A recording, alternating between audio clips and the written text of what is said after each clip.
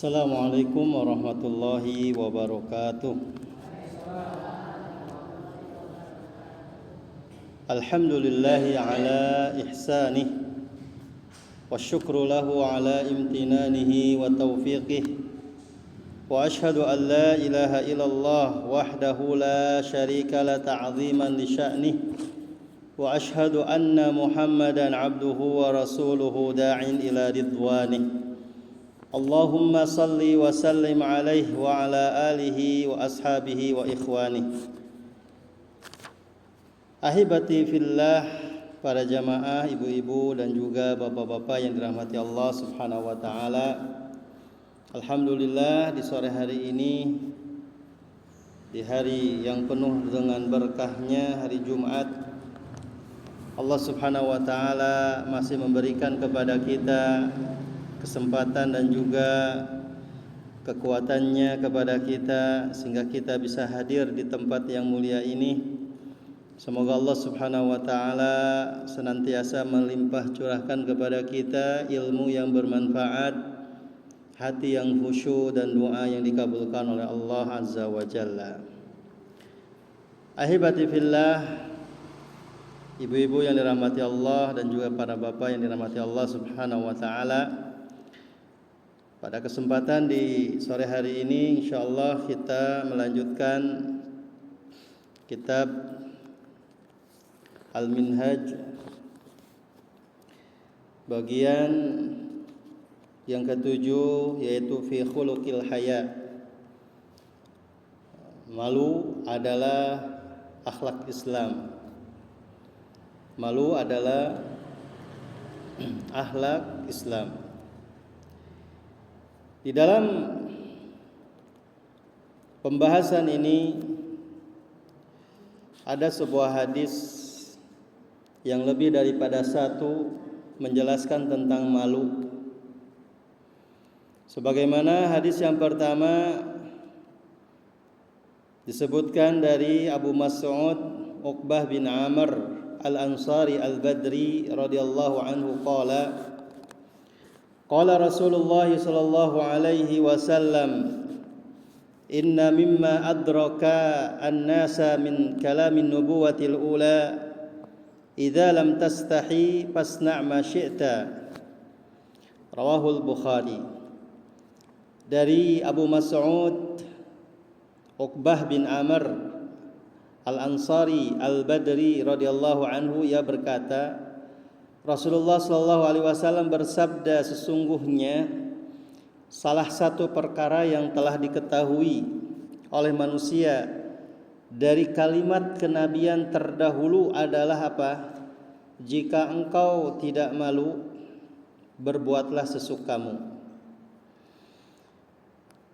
Malu kita tahu Bu, ya, adalah salah satu kata yang mencakup perbuatan untuk menjauhi segala apa yang dibenci. Imam Ibnu Qayyim rahimahullah berkata, malu itu berasal dari kata hayah. Artinya hayah itu hidup. Dan juga ada yang berkata atau yang berpendapat bahwa malu itu berasal dari kata al-haya, yaitu hujan. Tetapi mana ini tidak masyhur. Jadi hidup dan matinya hati seseorang sangat mempengaruhi sifat malu orang tersebut. Begitu pula hilangnya rasa malu dipengaruhi oleh apa? Dipengaruhi oleh kadar kematian hati dan ruh seseorang. Sehingga setiap kali ia hidup, pada saat itu pula Bu, rasa malu menjadi lebih sempurna. Jadi sekali lagi Bu, hidup dan matinya hati seseorang itu sangat mempengaruhi sifat malu orang tersebut. Begitu pula dengan hilangnya rasa malu itu dipengaruhi oleh apa? Kadar kematian hati dan ruh seseorang. Sehingga Bu, setiap kali hidup ataupun setiap hati kita ini hidup, pada saat itu rasa malu menjadi lebih sempurna. Bahkan Imam Al-Junaid rahimahullah mengatakan rasa malu yaitu melihat kenikmatan dan keteledoran sehingga apa? Menimbulkan suatu kondisi yang disebut dengan malu. Maka hakikat malu apa itu? Hakikat malu itu adalah sikap yang memotivasi untuk meninggalkan keburukan, sifat yang mendorong seseorang untuk meninggalkan keburukan dan mencegah sikap menyia-nyiakan hak pemiliknya. Maka di sini kita simpulkan malu itu apa? Yaitu akhlak, yaitu perangai yang mendorong seseorang untuk meninggalkan perbuatan-perbuatan yang buruk dan tercela, sehingga dia mampu menghalangi seseorang dari apa? Dari melakukan dosa dan maksiat, serta bisa mencegah sikap apa? Melalaikan hak orang lain. Jadi kalau kita punya rasa malu, itu akan dengan sadar dirinya jauh dari kata maksiat, jauh dari kata keburukan, jauh dari melalaikan hak orang lain, bahkan hak dirinya. Karena ada dorongan yang ada pada hatinya, yaitu akhlak atau perangai yang disebutkan, yaitu apa? Al-haya, yaitu malu. Sebagaimana dalam hadis yang kedua,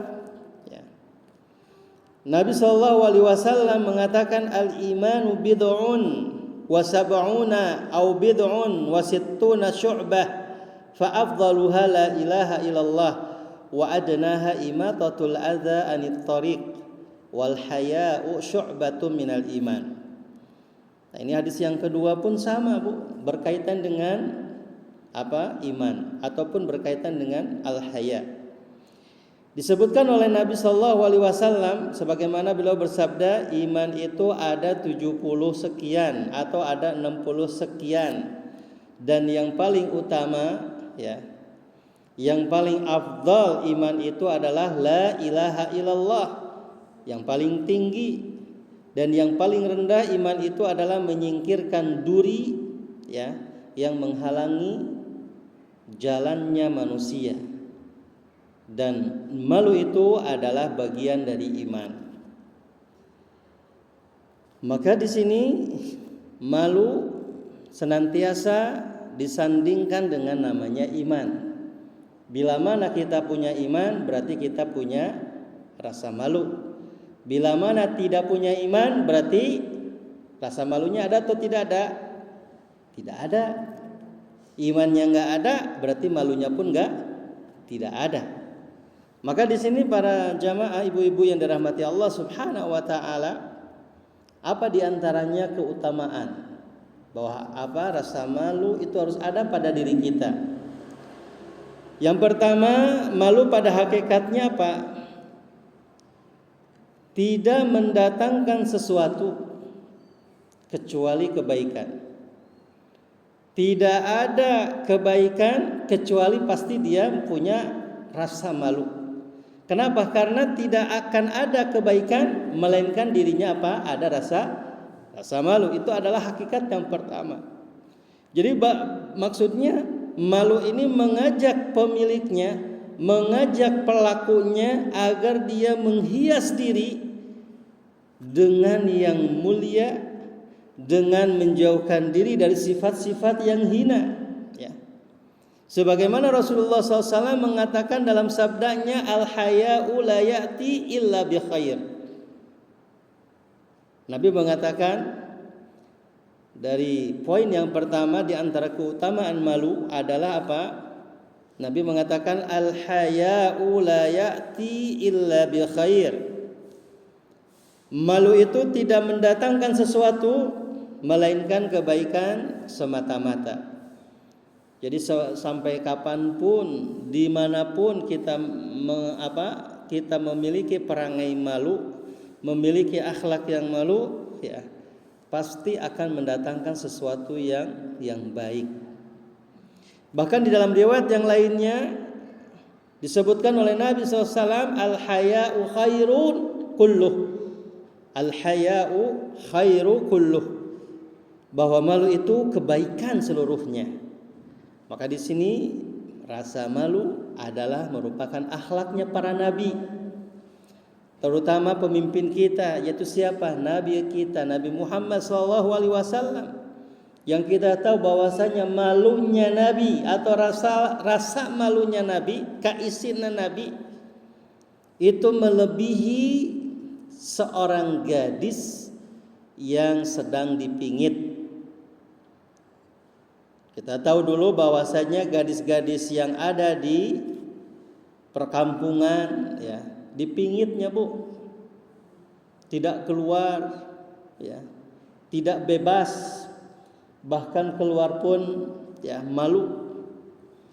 Nah, Nabi SAW digambarkan bahwa beliau rasa malunya melebihi seorang gadis yang dipingit oleh ibunya. Itu yang pertama.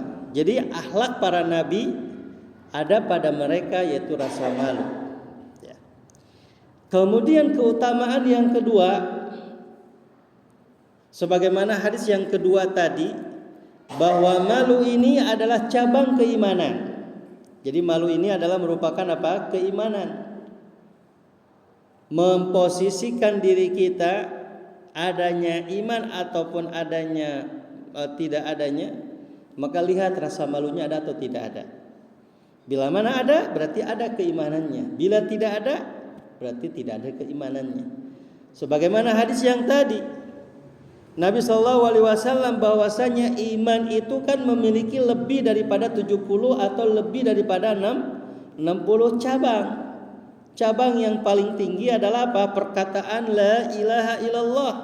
Dan yang paling rendah adalah apa? Menyingkirkan duri atau gangguan dari jalan. Kemudian malu itu adalah merupakan cabang dari cabang-cabang iman.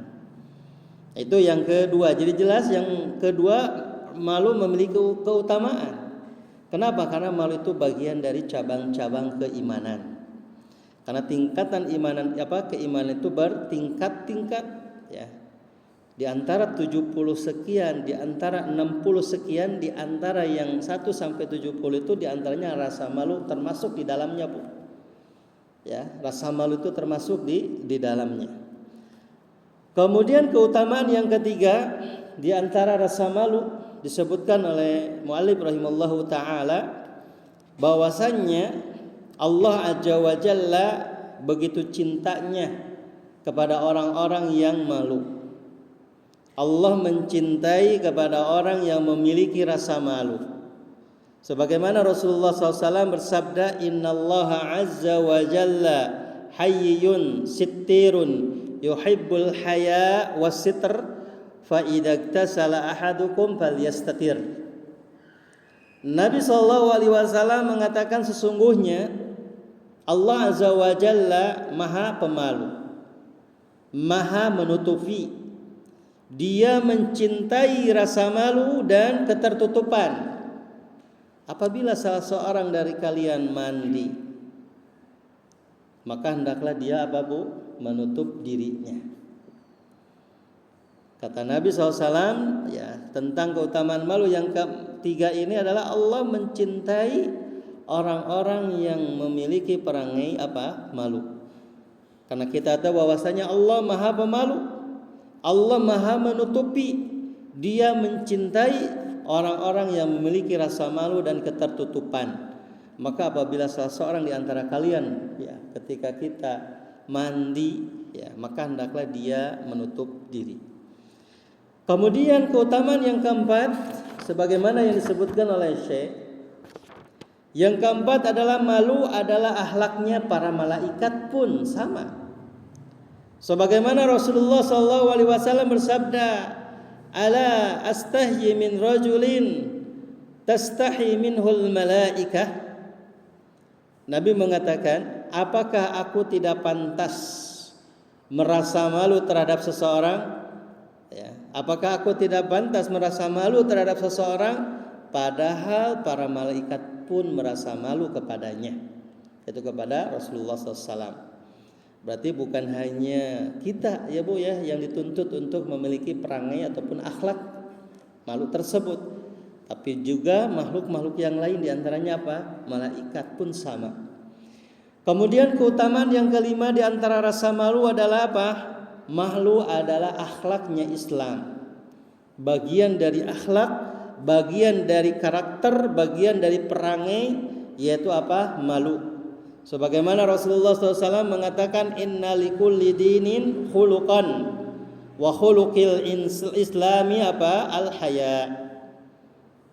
Nabi mengatakan dalam hadis ini begitu jelasnya. Apa kata Nabi SAW? Sesungguhnya setiap agama ini memiliki akhlak. Setiap agama memiliki akhlak. Dan akhlak Islam itu adalah apa, Bu? Akhlak Islam itu adalah apa?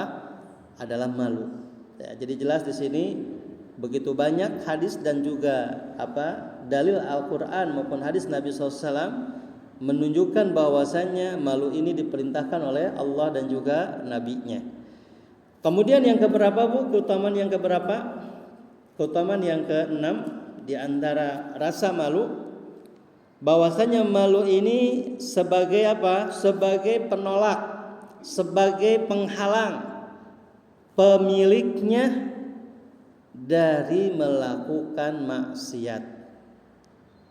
Jadi kalau kita punya rasa malu, mikir sababaraha kali, Bu, isin lamun kapendak, isin lamun ngalakukan ieu, isin lamun seterusnya.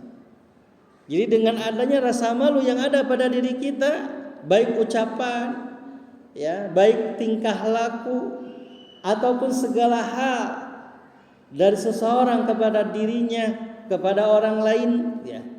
Bila mana kita hatinya terbuka, hatinya hidup, lalu terdapat badannya rasa malu, maka apa dengan sedarinya dia akan tercegah, dia akan terhalang dari apa? Dari melakukan perbuatan keburukan, dari perbuatan maksiat. Ada salah seorang sahabat, Bu, ya, radhiyallahu anhu, yang mengecam saudaranya. Jadi ada salah seorang sahabat radhiyallahu anhu yang mengecam saudaranya dalam masalah malu. Dan dia berkata kepadanya apa? Sungguh malu telah merugikan Anda. Ini seorang sahabat mengatakan kepada sahabat yang lainnya. Sungguh, katanya, malu ini telah merugikan Anda. Lalu apa kata Nabi SAW? Nabi SAW mengatakan, da'hu fa innal haya minal iman. Udah, biarkan saja. Biarkan dia mengatakan apa saja yang dia mau. Biarkan dia, abaikan dia. Kenapa? Kata Nabi bahwa malu itu termasuk iman. Kemudian dalam riwayat yang lain, Abu Ubaid Al-Harawi rahimahullah berkata, maknanya bahwa orang itu berhenti, orang ini berhenti dari perbuatan maksiatnya. Kenapa dikatakan oleh sahabat yang lainnya bahwa malu itu merugikan Anda?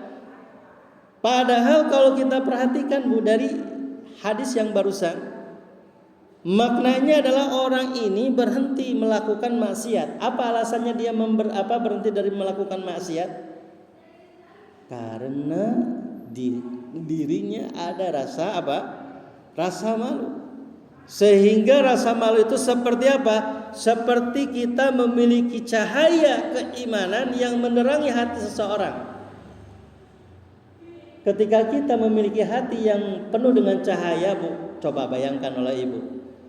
Ibu bisa membaca, Ibu bisa sadar diri. Ketika hati kita dipenuhi dengan cahaya keimanan, kita bisa memilah dan memilih, betul tidak? Kita bisa memilih ini baik, ini buruk, ini salah, ini benar. Bila mana hati kita terbuka, hati kita hidup dengan apa? Dengan iman. Dengan apa, Bu? Dengan iman. Jelas ya, Bu, ya?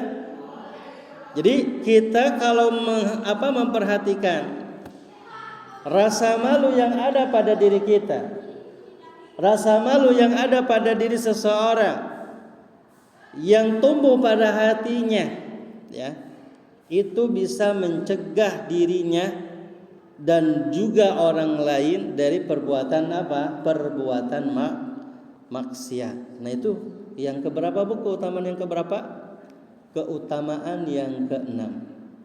Jadi yang keenam adalah bahwa rasa malu bisa mencegah, bisa terhindar dari perbuatan maksiat. Kemudian keutamaan yang ketujuh, ya. Malu itu apa? Senantiasa seiring dengan iman, Bu ya. Berbarengan, bersamaan dengan yang namanya iman. Bila salah satunya tercabut, bila salah satunya apa, Bu? Tercabut, hilanglah yang lainnya. Bila salah satunya hilang, maka hilanglah yang lainnya, Bu. Sebagaimana Nabi SAW mengatakan dalam sabdanya, al-haya'u wal imanu qarnan au qarinan jami'an fa idza rufi'a ahaduhuma rufi'al akhar. Kata Nabi SAW, malu dan iman itu senantiasa bersamaan. Malu dan iman itu senantiasa bergandengan. Apabila salah satunya dicabut, maka hilanglah yang lainnya. Lamun teu aya imanan oswe moal aya kaisin nanaon oge punya. Kalau udah imannya dicabut, kalau udah imannya padam, kalau udah imannya meredup, ya. Bahkan dicabut bukan meredup lagi ini mah Bu ya. Kalau udah dicabut imana, tos we rasa maluna tos teu aya. Bersamaan karena setiap kali antara iman dengan mal itu bersamaan bergandengan. Lamun kurang ditaros kunaon eta jalmi bet jojogedan di payunan kamera nyarira cik kinten-kinten cek ibu eta jalmi kumaha aya kaisin teu hoyong katingali ku saha eta hoyong katingali ku batur naros ka diri sorangan cing kinten-kinten aya rasa malu, aya rasa kaisin teh lamun ditingali eta kudu sanes. Apa bangga gitu. Ya, apa bangga? Padahal kalau kita lihat dari awal tadi para malaikat punya rasa malu. Bahkan Allah Maha Pemalu. Allah menutupi, Maha menutupi. Sekarang makhluknya itu begitu bangga dan sombongnya dengan apa yang Allah ciptakan oleh Allah, dirinya seperti itu bentuknya. Tapi mana rasa keimanan dan rasa malunya? Ingin dilihat oleh begitu jutaan orang, ingin melihatnya. Apa yang dia lakukan? Begitu bangganya dia melakukan itu. Di mana imannya dan di mana rasa malunya? Maka kata Nabi SAW, kalau sudah dicabut imannya, Allah cabut rasa malunya, Bu. Jelas dalam hadis tersebut. Kalau sudah dicabut imannya, karena iman dan malu itu bersamaan, bergandengan, maka dengan serta-merta malunya pun ikut tercabut. Itu keutamaan yang keberapa, Bu? Yang ketujuh. Kemudian keutamaan yang kedelapan, malu itu apa? Malu itu akan mengantarkan seseorang ke surga, Bu. Siapa di antara kita yang tidak mau ke surga? Kalau ibu ditanya, ibu hoyong ke surga? Hoyong pisan, tujuan utama orang ke surga, ya kan? Bahkan di sini disebutkan oleh Nabi SAW dengan rasa malu ini bisa mengantarkannya ke dalam surganya Allah Subhanahu Wa Taala, sebagaimana Nabi mengatakan apa? Al haya'u minal iman wal imanu fil jannah wal bada'u minal jafa au minal jifa wal jifa'u finnar. Kata Nabi SAW, Bu, malu itu adalah bagian dari iman. Bagian atau cabang dari iman. Sedangkan iman itu tempatnya di mana? Iman tempatnya di mana yang Allah tempatkan itu iman. Iman itu tempatnya di surga. Maka Allah mengatakan dalam begitu banyak ayat, dipanggil kita ini, hai orang-orang yang beriman. Hai orang-orang yang beriman, ya ayyuhalladzina amanu, hai ya ayyuhalladzina amanu, banyak ayatnya, Bu ya. Nah, maka di sini kalau ada orang yang memiliki perangai malu, karena malu itu senantiasa bersamaan dengan iman, maka kata Allah atau kata Nabi, iman itu adanya di mana? Atau tempatnya di mana? Iman itu tempatnya di surga. Jelas di sini, ya. Kemudian kata Nabi, perkataan berikutnya apa? Perkataan kotor. Ya, perkataan kotor, perkataan jorok, ya, adalah bagian dari tabiat kasar. Adalah bagian dari karakter kasar. Sedangkan tabiat kasar itu tempatnya di mana, Bu? Tabiat kasar di neraka. Ayat itu si apa kakuping ke orang di neraka halal limpu. Ayat itu, Bu. Cek nungarana disiksa lemah lembut, Bu, aya moal aya. Nu aya lemah lembut mah di mana? Di surga. Reueus kakupingna, ya. Katinggalina ku urang masyaallah gitunya. Bahkan ketika kita berada di surga, perkataannya itu ya tidak lebih daripada apa? Tasbih, zikir dan lain sebagainya. Bahkan salamun alaikum, salamun alaikum. Selamatlah kalian, selamatlah, kita semua mengatakan itu. Selamat kita, selamat kita. Tidak ada perkataan kecuali perkataan yang indah-indah. Perkataan zikir kepada Allah Subhanahu wa taala berbeda terbalik dengan apa yang ada di neraka. Semuanya kasar, tabiatnya kasar. Tidak ada rahmahnya, tidak ada kasih sayangnya. Moal aya denu karunya, moal, Bu, di neraka mah. Gitu nya. Kenapa? Karena di sini Nabi mengatakan wal jafa. Ya, kata Nabi hiya finnar. Perkataan kotor, ya, itu adalah tabiat kasar, dan tabiat kasar tempatnya di neraka. Jadi ada berapa, Bu? Ada 8. Hafal, Bu? Nu kahiji naon, Bu? Aya 8 keutamaan malu teh. Naon wae, Bu? Kauningat teh nu kahiji naon? Nu kahiji naon, Bu? Hilap deui. Nu kahiji teh naon, Bu? Jadi malu mendatangkan kebaikan, ya, Bu, ya. Jadi apapun kalau ada malu pasti datangnya kebaikan kepada kita. Jadi pada hakikatnya malu itu apa? Mendatangkan kebaikan. Yang kedua apa, Bu? Malu itu adalah cabang keimanan. Yang ketiga, Bu, Allah Azza wa Jalla cinta kepada orang yang malu. Yang keempat, Bu, bahwa malu itu adalah akhlaknya para malaikat. Kemudian yang kelima, Bu, malu itu adalah akhlaknya Islam. Yang keenam apa? Malu adalah apa? Sebagai pencegah, penghalang pemiliknya dari apa? Melakukan maksiat.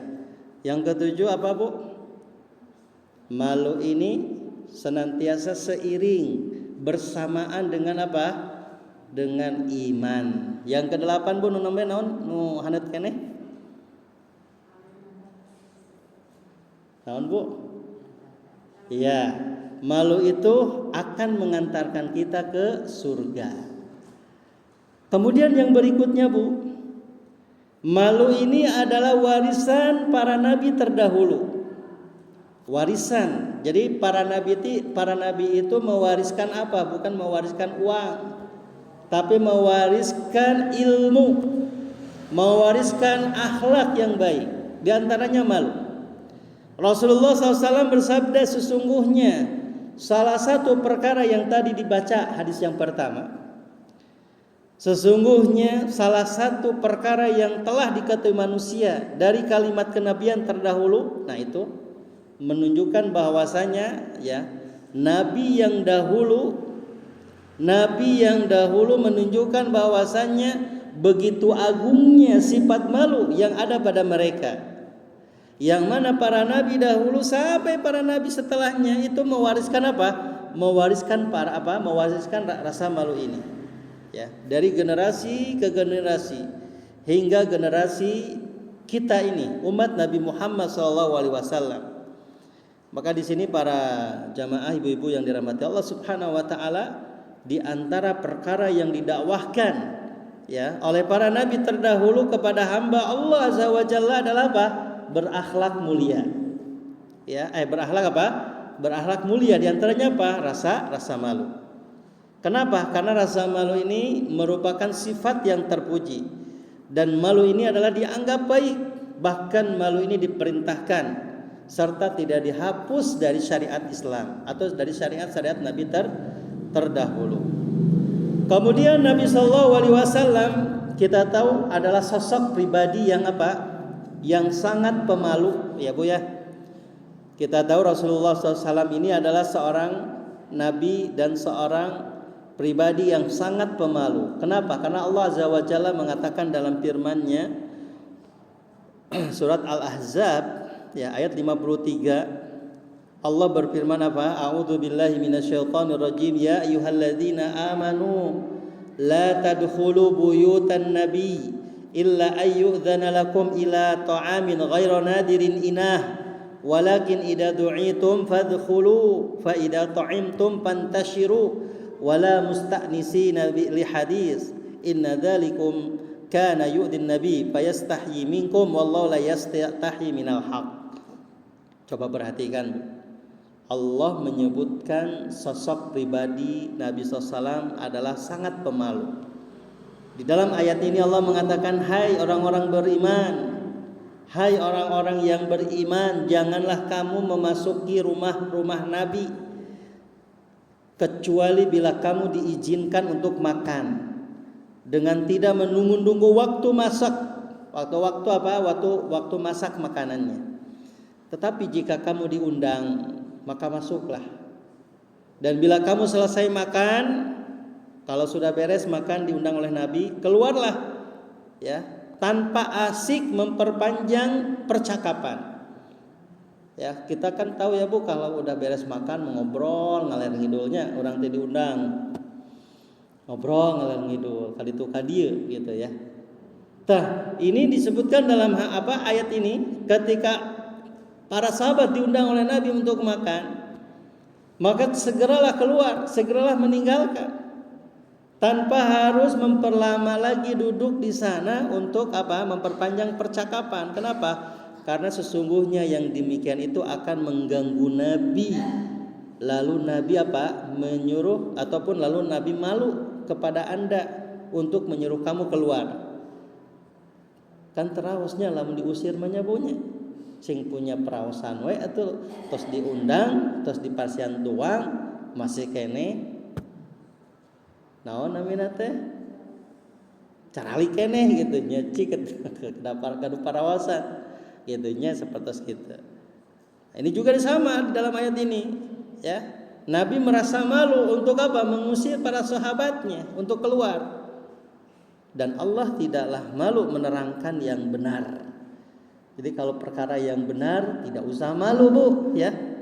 Perkara yang benar sampaikan seperti itu.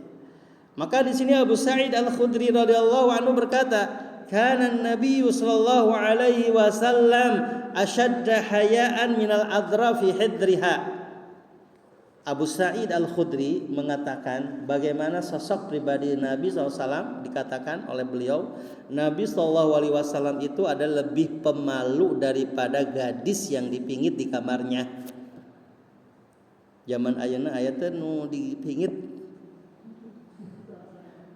kalaluarnya lira aya nama teh di eta ge nya bunya.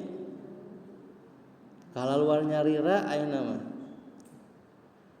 istri-istri teh teu aya ka isin aya nama. Kalaluarnya lira.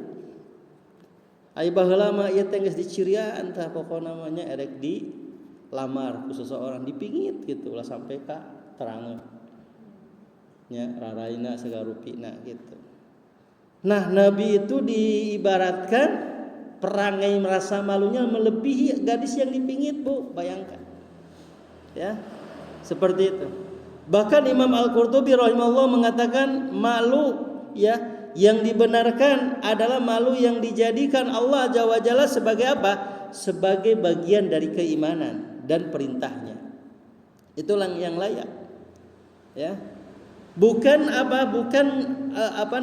berasal dari goriza, bukan berasal dari tabiat.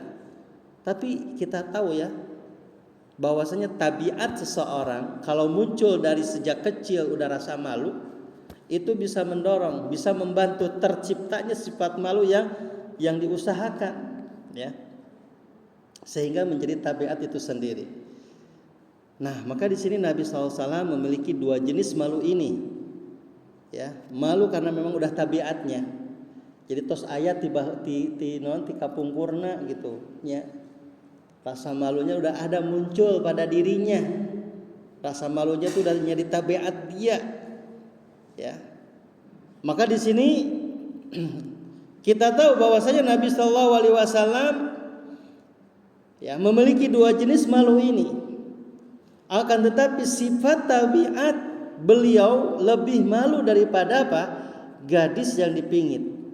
Sedangkan yang diperoleh itu berada pada puncak tertingginya. Jadi kan kita berusaha supaya kita ada pada puncak tertinggi dari rasa malu tersebut.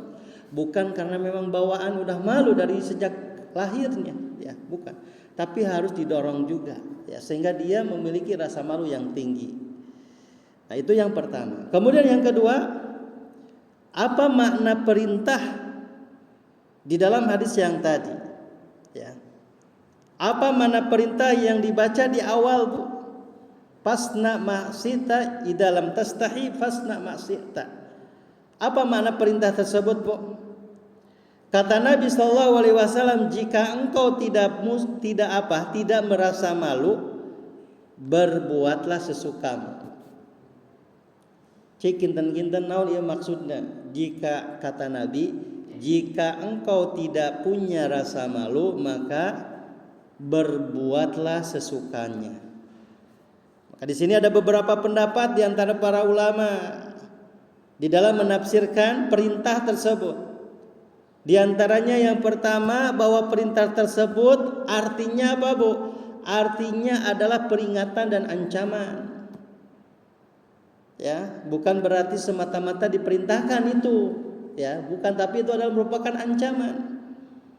Maksudnya jika kita tidak punya rasa malu, maka berbuatlah apa saja sesukamu, karena sesungguhnya engkau akan diberi balasan yang setimpal dengan perbuatan Anda, dengan perbuatan dia, baik di dunia maupun kelak di akhirat, atau kedua-duanya, Bu.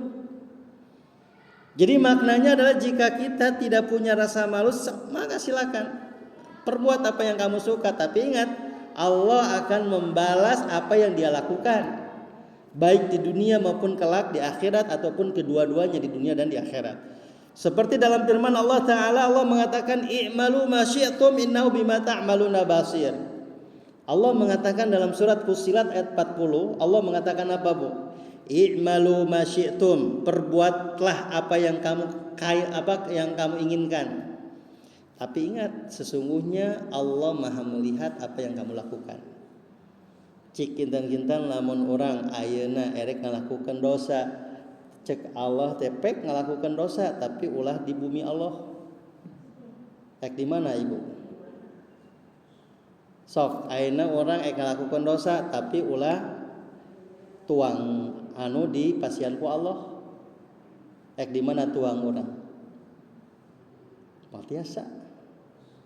Sok ayeuna lamun urang ngalakukeun dosa nya, tapi ketika urang erek dicabut nyawa, bejaan heula eta malaikat anu pencabut nyawa ulah waka dimautkeun abdi. Tiasa moal, Bu? Moal tiasa. Nya. Ata Nabi ketika urang digiring ka neraka, urang naon misalkan naon, Bu, lumpat, bisa moal, Bu? Tidak akan ada orang yang lari dari kehendak Allah. Tidak akan ada orang yang bisa lari dari buminya Allah. Cik ek lumpat ka mana, Ibu? Ya. Maka kata Allah, sok pek lakukan apapun yang kamu suka, tapi ingat Allah Maha melihat. Allah teh Maha uninga nu dilakukan ku hambana gitunya. Itu nu pertama. Nu kedua, pendapat yang kedua bahwasanya makna perintah yang tadi, berbuatlah sesukamu. Artinya apa? Penjelasan. Jadi barang siapa tidak memiliki rasa malu, maka ia berbuat apa saja yang dia inginkan. Kenapa? Karena sesuatu yang menghalangi seseorang untuk berbuat buruk. Ya. Kenapa? Karena sesuatu yang menghalangi seseorang untuk berbuat buruk itu apa? Rasa malu. Jadi orang yang tidak malu akan larut dalam perbuatan kejinya. Ayeuna lamun ku orang ditaros hiji-hiji jalmi nu sok ngalakukeun dosa, kira-kira ku orang ditaros aya ka isin teu? Cik aya nu ngawaler isin moal aya. Tos teu aya ka isin deui. Ieu jalmi teh geus terang yen ieu teh dilarang haram ngonsumsi ieu teh. Di penjara sabulan, keluar di penjara ngalakukeun deui. Kulantaran malu atau napi ente bocik eta jalmi. Jalmi teh geus di penjara, ieu teh haram mengonsumsi sabu-sabu narkoba nu karitunya. Di penjara sabulan, geus sabulan teh dibebaskeun, sabulan 2 bulan teh. Normal deui hidupna terkanca kembali lagi, manehna teh katangkap deui. Kinten-kinten eta jalmi aya rasa malu teu? Lamun ku urang ditaros kitu nya. Jadi kata pendapat yang kedua ya, bila mana dia ada rasa malu, pasti orang tersebut akan terhalang untuk berbuat buruk, untuk berbuat keji ya. Atau perbuatan mungkar. Kenapa? Karena ada rasa malunya. Kalau udah enggak ada rasa malu, ya udah, dia akan melakukan terus, terulang kembali dan terus selamanya. Ilma rahimah rabbuh, kecuali yang Allah rahmati kepada dia, Allah berikan hidayah kepadanya. Maka di sini Rasulullah SAW mengatakan, man kadzaba alayya muta'ammidan falyatabawwa maq'adahu minan nar. Kata Nabi, barang siapa yang berdusta kepada aku dengan sengaja, maka hendaklah ia menyiapkan tempat duduknya di mana? Di neraka. Maka sabda Nabi SAW ini ya berupa perintah. Ya kan, berupa apa? Perintah, namun maknanya adalah penjelasan bahwasanya apa? Barang siapa berdusta terhadap Nabi, ia telah menyiapkan tempat duduknya di neraka. Itu pendapat yang kedua. Pendapat yang ketiga, para ulama mengatakan dari perintah yang tadi, bahwa perintah tersebut mengandung arti pembolehan. Sebagaimana Imam Nawawi rahimahullah mengatakan apa? Perintah tersebut mengandung arti pembolehan. Maksudnya apa? Jika engkau akan mengerjakan sesuatu, maka lihatlah. Kalau kita melakukan sesuatu, lihat dulu. Jika perbuatan tersebut merupakan sesuatu yang menjadikan engkau tidak merasa malu kepada Allah Azza wa Jalla dan manusia, silakan lakukan, Bu, boleh dilakukan. Jadi ditimbang-timbang, cik lamun ku urang ayeuna abi ngalakukeun ieu, pandangan Allah jeung pandangan manusia kira-kira bakal pika eraeun teu? Bakal pika isineun teu lamun abi ngalakukeun ieu? Tah. Jadi kudu aya naon namina teh timbangan kadinya. Baru kita mengatakan, oh bolehlah kita melakukan ini. Kenapa? Karena Allah memandang ini boleh. Karena dipandang manusia ini masih boleh. Berarti kita melakukan, silakan lakukan.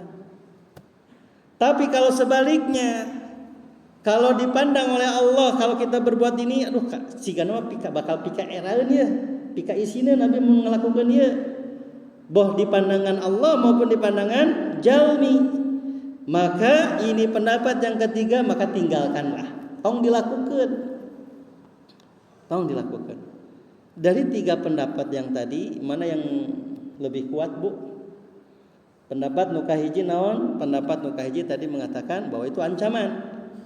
Pendapat yang kedua itu adalah penjelasan. Pendapat yang ketiga itu apa? Pembolehan. Maka pendapat yang paling benar adalah pendapat yang pertama, Bu. Pendapat yang pertama adalah pendapat jumhur para ulama, kebanyakannya adalah mengatakan bahwasanya yang dimaksud dengan makna perintah di sini adalah apa? Mengandung arti peringatan dan ancaman, Bu. Jadi mengandung arti ancaman dan peringatan. Tadi maksudnya naon, Bu? Jika engkau tidak punya rasa malu, maka berbuatlah apa yang kau suka. Lamun tos teu aya rasa malu, silakan Anda berbuat apa saja yang kau suka. tapi segala apa yang kau lakukan akan dibalas oleh Allah teh. Cikeun-keun orang bakal ngalakukan atau ente. Segala apapun yang kita lakukan akan dibalas ku Allah teh. Nu hade nu goreng gitu nya punya, nu sae anu awon seperti itu. Nah, jadi pendapat yang kuat adalah pendapat yang pertama. Kemudian yang selanjutnya Bu, ya, di antara malu, ya tadi ada dua, udah jelas, ada yang dari tabiatnya, ada yang diusahakan belajar. Kita ini lagi belajar supaya kita mendapat tingkatan cabang-cabang iman, yaitu malu. Kita berusaha ingin malu gitu ya. Berarti kita diusahakan nih, kita berusaha untuk malu seperti apa? Agar dipandang Allah dan juga dipandang orang lain, kita ini benar-benar menjaga iman kita, ya. Jadi ada dua di antara macam-macam apa malu. Nah, kemudian yang selanjutnya, dahulu Bu ya, orang-orang jahiliyah. Kita tahu kenapa dinamakan jahiliyah Bu? Dinamakan jahiliyah karena kebodohannya. Karena sangat berat untuk melakukan hal-hal yang buruk karena dicegah oleh rasa malunya. Di antara contohnya ialah apa yang dialami oleh Abu Sufyan ketika bersama Heraklius, raja Persia. Ya, Heraklius. Ya, raja Romawi, bukan raja Persia, raja Romawi. Ketika ia ditanya tentang Rasulullah SAW, ya, ketika Heraklius ini ditanya oleh Abu Sufyan tentang Rasulullah SAW, lalu Abu Sufyan siapa Abu Sufyan ditanya tentang Rasulullah?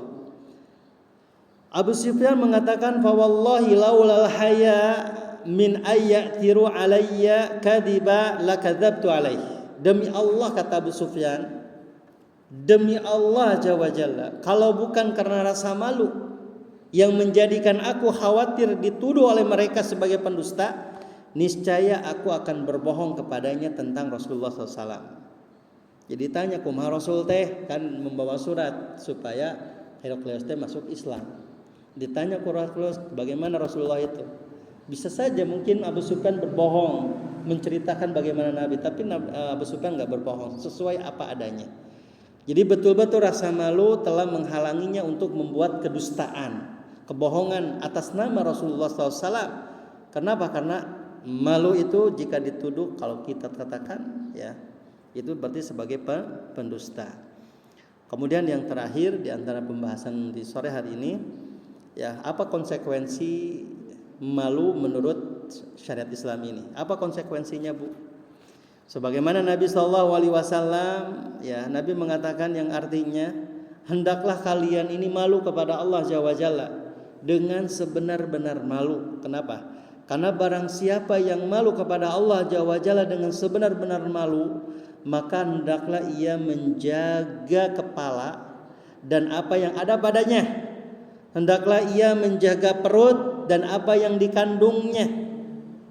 Dan hendaklah ia selalu ingat kematian dan busuknya jasad. Apa perhatikan di sini Bu, Masya Allah ini hadis.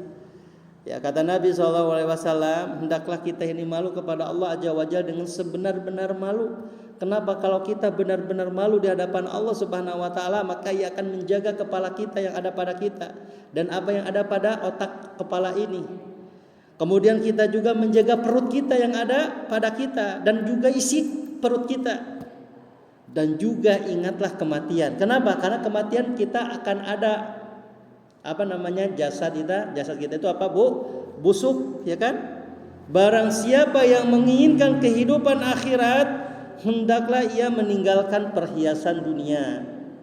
Dan barang siapa yang mengerjakan demikian, maka sungguh ia telah malu kepada Allah Azza wa Jalla dengan sebenar-benar malu.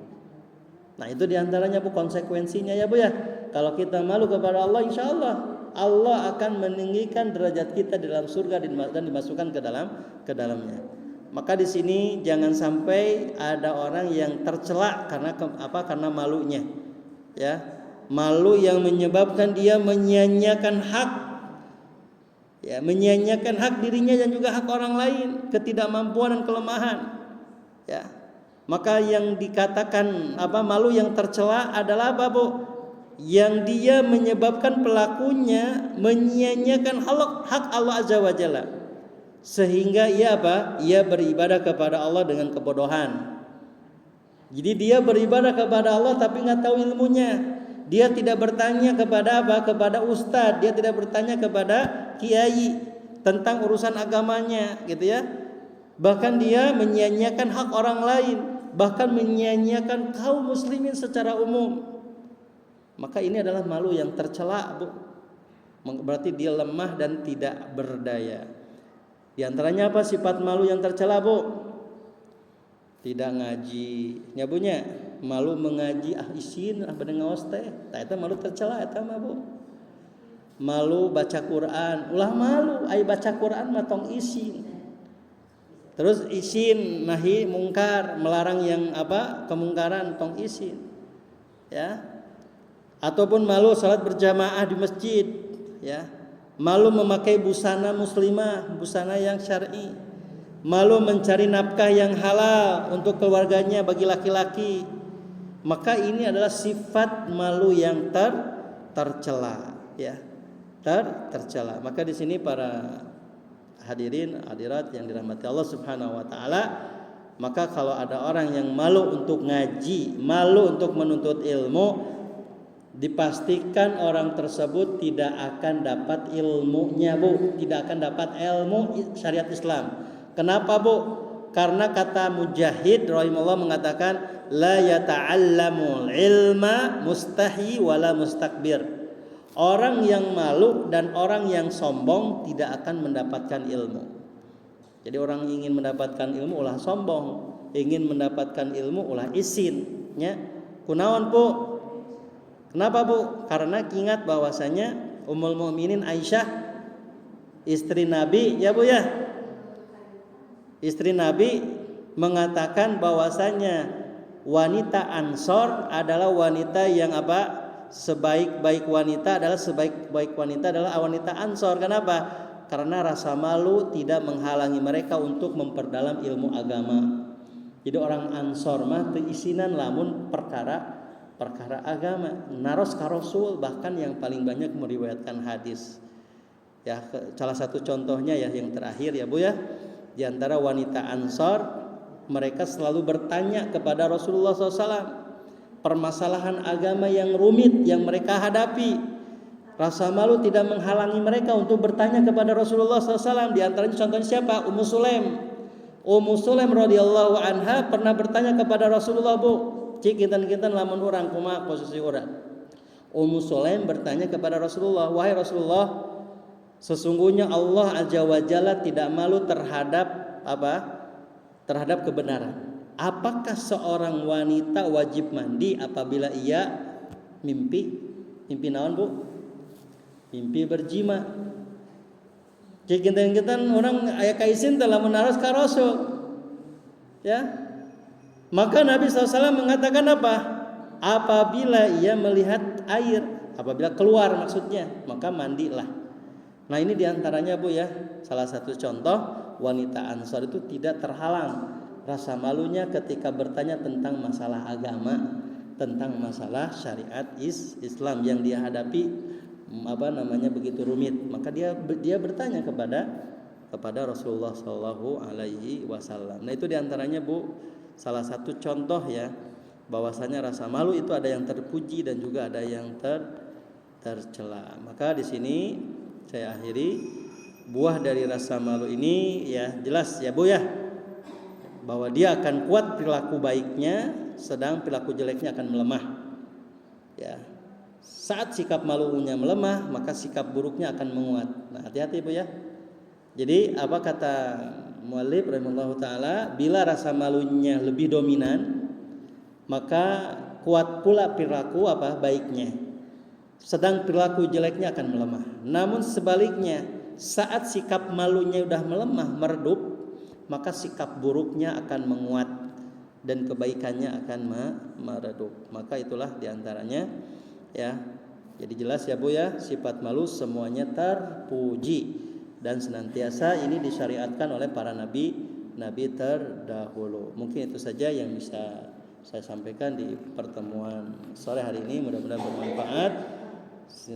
Terima kasih atas perhatiannya. Kita akhiri dengan doa kafaratul majlis. Subhanakallahumma wa bihamdika asyhadu an la ilaha illa anta astaghfiruka wa atubu ilaik. Walhamdulillah. Wassalamualaikum warahmatullahi wabarakatuh.